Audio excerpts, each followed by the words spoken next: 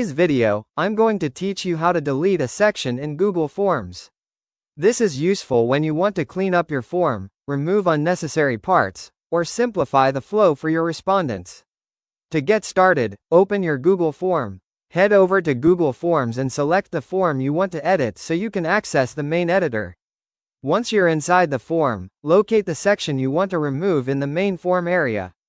Sections are usually separated into blocks with their own titles and content, so scroll through your form until you find the exact one you want to delete.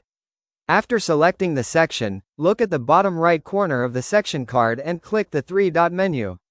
This is labeled as More Options, and will open a drop-down with additional actions.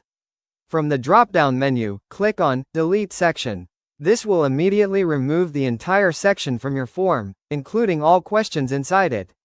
Once deleted, the section will no longer appear in your form, helping you keep your layout clean and focused for your respondents.